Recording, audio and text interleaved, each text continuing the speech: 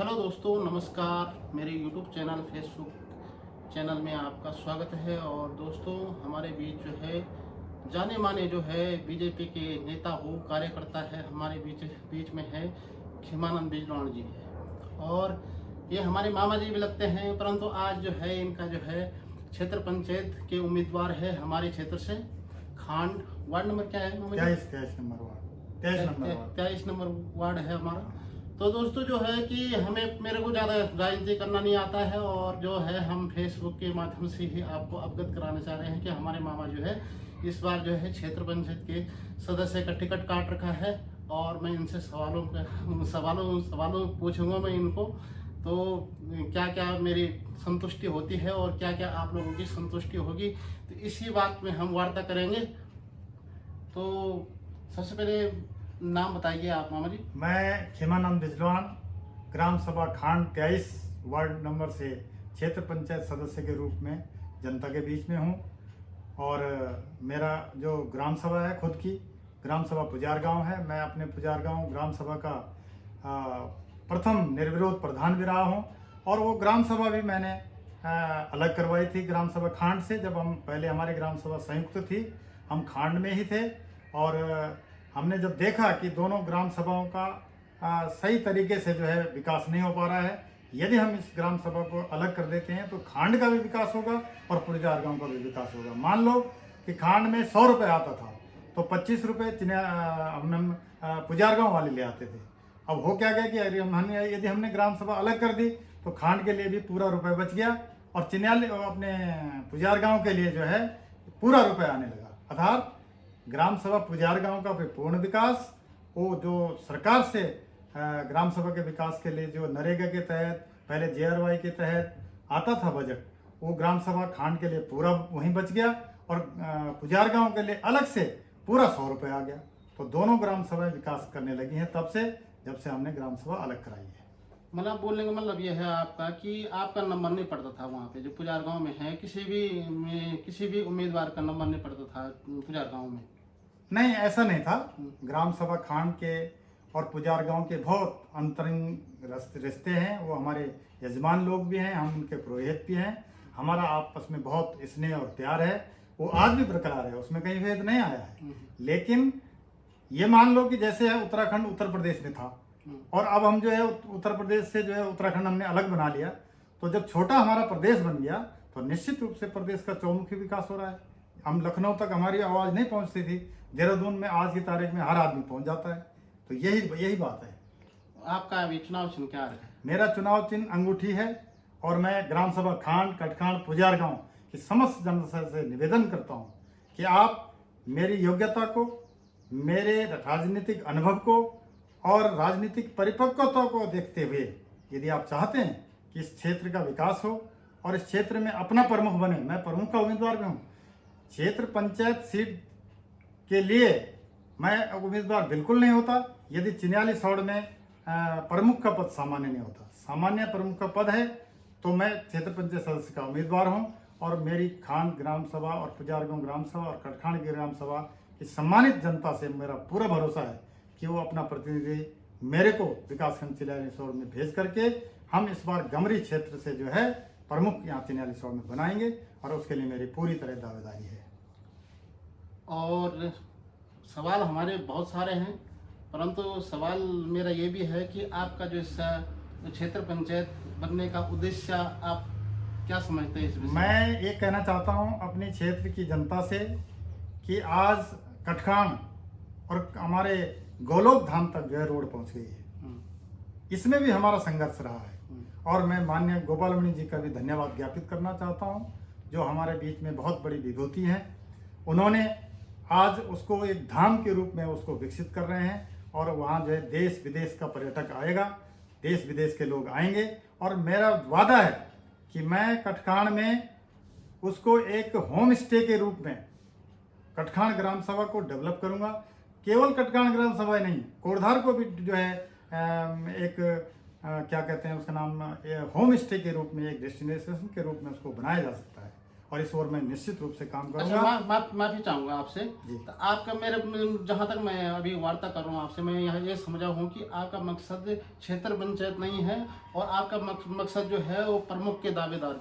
बिल्कुल बिल्कुल बिल्कुल सही बोला आपने। ऐसा है कि भगवान की कृपा से और आप सब लोगों के आशीर्वाद से मेरा एक जो राजनीतिक जीवन रहा है, आज मुझे इस बात से भी थोड़ा लगता है कि हमारा जो गमरी क्षेत्र है वो राजनीतिक रूप से पिछड़ रहा है। और मैं निवेदन करना चाहता हूँ अपनी क्षेत्र की जनता से कि आप अपने बीच में नेता बनाएं, दूसरों के भरोसे न रहें। अगर आपके बीच में कोई आपको समय देना चाहता है, आपके लिए काम करना चाहता है, उसको आगे बढ़ाने का काम करें।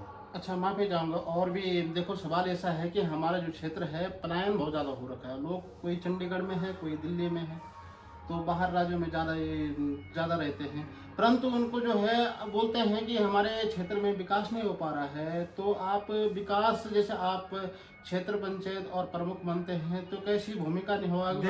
ब्लॉक स्तर के माध्यम से बात कर रहा हूँ और जिला स्तर की मैं बात कर रहा हूँ, तो किस हिसाब से आप उसका अपना समाधान करवा सकते हैं? आप देखो, आप बीजेपी के जो कार्यकर्ता हैं आप, और बीजेपी पार्टी का जो है आपने दामन थाम रखा है। और वो हमारे जो है, क्योंकि मुख्यमंत्री भी हमारा पुष्कर सिंह धामी जी हैं और वो मुख्यमंत्री है वर्तमान में, तो क्या पार्टी इस विषय में हमारी समस्या को सुन पाएगी कि जो पलायन हो रहा है? तो देखिए, आपका प्रमोद जी, आपके चैनल के माध्यम से जो तुमने ये सवाल किया है, बहुत अच्छा सवाल किया है। जो पलायन की समस्या थी, शुरुआती दौर में देखा गया है कि हम जो गमरी क्षेत्र था वो रोड के कारण, सड़कें न होने के कारण, स्कूल और शिक्षा के बड़े स्कूल न होने के कारण वहाँ से पलायन होता था। आज की स्थिति में मैं गुजारिश करता हूँ उन तमाम लोगों से जो पलायन कर रहे हैं अथवा पलायन की सोचते हैं, वो अपने गाँव में आएँ, अपनी खेती बाड़ी दोबारा से चालू करें। जो बंजर हो रहे हैं खेत दिन प्रतिदिन, कृषि के क्षेत्र में, फल पट्टी के क्षेत्र में, सब्जी के क्षेत्र में हम यहाँ पर बहुत विकास कर सकते हैं। अब आपको जानना चाहिए, दूसरे जगह से सीखना चाहिए कि आज मोरी और प्रोला ब्लॉक में जाइए, कितना मटर और टमाटर और आलू की वो खेती करते हैं, और उनका आलू टमाटर पूरे देश, क्या दुनिया तक जाता है। तो क्यों ना हम ऐसे काम कर सकते हैं अपने घरों में आकर के। हम होम स्टे के रूप में अपने क्षेत्रों को डेवलप करें। हम बकरी पालन, भेड़ पालन, मुर्गी पालन, गाय पालन और तमाम किस्म की सरकार की जो योजनाएं चल रही हैं इस समय, ग्राम से संबंधित भारत सरकार की और राज्य सरकार की तमाम योजनाएं हैं, गिनने इस पर यहाँ पर टाइम लग जाएगा बताने में। अगर आप हमारे क्षेत्र के नौजवान बेरोजगार इस ओर अगर मुड़ते हैं तो निश्चित रूप से हमारा जो रोजगार है उसका प्लान भी रुकेगा, उसका रोजगार भी होगा और हमारा पहाड़ फिर से खुशहाल होगा। तो इस बात मेरी ऐसी भी है कि देखो, रोजगार के लिए सरकार ने लोन का प्रदान कर रखा है, सबको लोन दे रही है। और लोग जो है, मेरा मकसद यह है कि लोग रोजगार करना कब सीखोगे? मैं आपको बताना चाहता हूं कि जहां तक लोन का सवाल है, भारत सरकार ने, नरेंद्र मोदी जी की सरकार ने 50 लाख, 25 लाख, 10 लाख तक के लोन बिना कोई गारंटी के, बिना कोई गारंटर के, केवल उसके आवेदन पर दिया जा रहा है। तो जो हमारे लोग जो हुनर रखते हैं, जो जिस काम को जानता है, कोई कारपेंटरी जानता है, कोई लोहा लकड़ का जो अपने दरवाजे खिड़की क्या बोलते हैं वेल्डर का काम जानते हैं, जो बिजली का काम जानते हैं, जो उद्योग लगाना चाहते हैं, सरकार भरपूर मदद कर रही है। मकानों के लिए जो है, होम स्टे के लिए 35% जो है उसमें सब्सिडी सरकार दे रही है। क्यों ना हम इस तरीके का काम करें, और जब करेंगे तो निश्चित तौर से हम आगे बढ़ेंगे। बजाय हम किसी की नौकरी करके अपने हम संसाधन, अपने उद्योग धंधे लगाएं और तमाम लोगों को रोजगार भी दें और अपना रोजगार भी करें। तो मेरा मुद्दा यही है कि जो है जनता को जो है अपने स्वरोजगार पे विशेषकर ध्यान देना चाहिए। और मैं यही बात जितने भी अभी उम्मीदवार है, चाहे वो जिला पंचायत है और चाहे वो क्षेत्र पंचायत, चाहे वो प्रधान जी हैं, तो मेरा मकसद यही रहेगा कि जो है कि मैं उनको जो है फोकस डालूं इस विषय में। और मैं सरकार को भी यही सूचना देना चाहता हूं अपने चैनल के माध्यम से कि देखो, हमें ना शराब चाहिए, ना हमें आपका प्यार चाहिए, हमें बस रोजगार चाहिए। और हमें विश्वास पात्र उम्मीदवार चाहिए। लोग बहुत विश्वास दिलाया है, परंतु जनता तक जो है वो चीज़ नहीं मिल पाती है। और यही मैं आपसे उम्मीद रखता हूँ कि चलो आप सही में जो भी है जनता के बारे में और जनता के बारे में जो है इस विचार से आपने अपना जो है भूमिका निभानी है। और धन्यवाद। मैं भरोसा दिलाना चाहता हूँ अपनी क्षेत्र की जनता को। खांड ग्राम सभा, बादसी ग्राम सभा, खांड, कटखान और पुजार गांव, फिलहाल जो मेरा 23 नंबर सीट जिस वार्ड से मैं चुनाव लड़ रहा हूँ, विशेषकर मैं उन ग्राम सभाओं की जनता को एक वचन देता हूँ कि अगर आपने मुझ पर विश्वास किया तो मैं आपके विश्वास पर अक्षरशः खरा उतरूंगा। और विकास की जहाँ तक बात है, मैं पहले भी और आज भी कह रहा हूँ कि मैं पूरे विकास खंड के लिए, पूरे जिले के लिए, पूरे प्रदेश के लिए, शासन स्तर पर हो, सरकारी स्तर पर हो, किसी भी लेवल का अगर कोई काम है मैं निश्चित रूप से उसे करूंगा। और अपनी क्षेत्र की जनता से विशेषकर मैं निवेदन करता हूं, अगर कोई आपका काम किसी स्तर पर अटका हुआ है विकास के रूप में, आप मेरे पास आएँ, मैं आपका काम रात दिन आपके साथ खड़ा रहूंगा। ये मैं आपको विश्वास दिलाता हूं। और एक बार पुनः निवेदन करता हूं, हाथ जोड़ के विनती करता हूं कि 28 तारीख को मतदान बहुत बड़ा दान होता है, विकास के लिए दान है वो। और आप 28 तारीख को अपने मतदान केंद्र पर जाकर के अंगूठी के निशान पर मोहर लगाएंगे और मुझे भारी बहुमत से विजय बनाने का आप काम करें। और मैं क्षेत्र के लिए रात दिन समर्पित होकर के काम करूंगा। मैं आपका बहुत बहुत धन्यवाद ज्ञापित करना चाहता हूँ। समस्या जो है हमारी बहुत सारी है। तो समस्या हमारी यह है कि देखो मार्केट में है दूध जो है बिल्कुल पाउडर का आ रहा, पता नहीं कौन सा दूध आ रहा है, नीचे से कौन से फैक्ट्री लग रखी है जो यहाँ से जो है बिल्कुल जो भी है फीका लगता है। तो जो पशुपालन कर रहे हैं गांव में और बकरी पालन कर रहे हैं, तो उनके बारे में क्या आप बताएंगे आपकी क्या? मैं ये एक बात बताना चाहता हूँ, जो खेती बाड़ी जो है बंजर जा रही है, तो उनके बारे में थोड़ा आप संदेश दीजिए। और मैं आपको ये सवाल हमेशा पूछता रहूंगा। मैं आपसे एक निवेदन करना चाहता हूँ, जनता से निवेदन करना चाहता हूँ। जब हमारे पास सड़कें नहीं थी, हम अपने उत्पादन को सड़कों और बाजारों तक नहीं ला सकते थे बिना सड़क के। आज हमारे पास घर घर सड़कें हैं। जहाँ सड़कें नहीं वहाँ के लिए हम संघर्ष कर रहे हैं। अभी हमने पुजार गांव से रौतल तक की रोड स्वीकृत करा दी है और स्वीकृत होने की स्थिति में है, बहुत जल्दी वो स्वीकृत हो जाएगी। ऐसे तमाम जो क्षेत्र बच गए हैं उनके लिए हम रोडों के लिए संघर्ष करेंगे।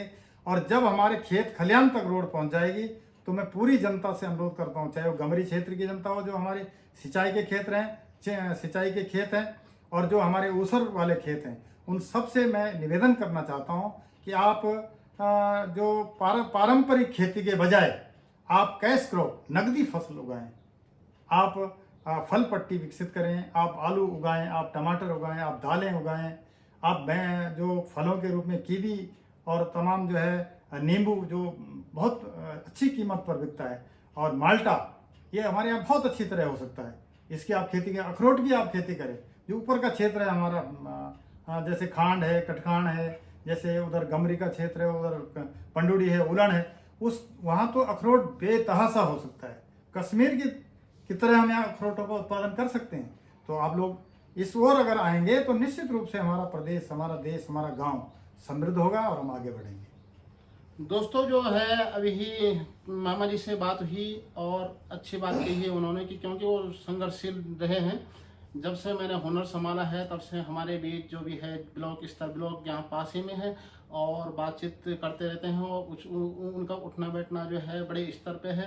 तो ज़रूर आप सपोर्ट कीजिएगा। और देखो आपने जो है अच्छे व्यक्तित्व को चुनना है और चुनना है आप लोगों ने। तो मैं विशेष तौर से आप लोगों को ये संदेश देना चाहता हूँ, देखो स्वरोजगार पे ध्यान दीजिए और अपने जो है खेती बाड़ी, देखो खेती बाड़ी हमारे जो है बंजर हो चुकी है और मैं चाहता हूँ कि ये मेरी जो आवाज़ जो है वहाँ तक जाए, कहाँ तक, मुख्यमंत्री जी के पास जाए, क्योंकि हमारी पीड़ा है वो, क्योंकि हमारे एक तरफ से हम कमा रहे हैं, एक तरफ से हम गंवा रहे हैं। तो दोस्तों अपने पहाड़ का ध्यान दीजिए, क्योंकि हम पहाड़ी लोग हैं और हम इस पहाड़ की जो है पीड़ा को जो है प्लेन वालों को बताना चाहते हैं कि इस पहाड़ को पहाड़ी बचाओ और अपनी खेती बाड़ी को बचाओ, और ताकि जो है हमारे ये पहाड़ और ये हमारा जो गांव ये बच सके। नहीं तो ऐसे समय आएगा कि ना तो पहाड़ रहेगा और नीचे देखो क्या स्थिति हो रखी है। जैसे ऋषिकेश नीचे जाते हैं हम तो बहुत गुंडागर्दी है। तो देखो दोस्तों, आइए घर आइए और अच्छे व्यक्तित्व को चुनिए और अच्छे नेता बनाइए।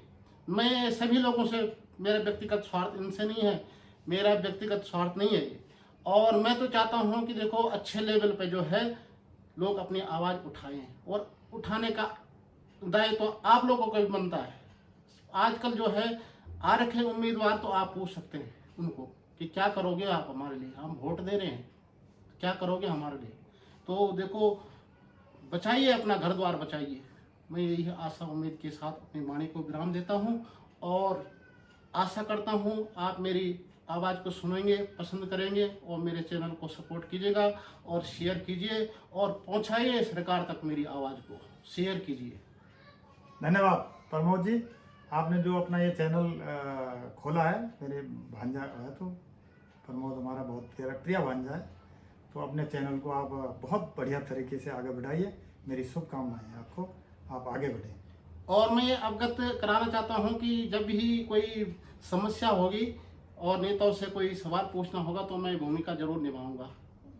धन्यवाद धन्यवाद धन्यवाद। नमस्कार दोस्तों, तहे दिल से आपका नमस्कार।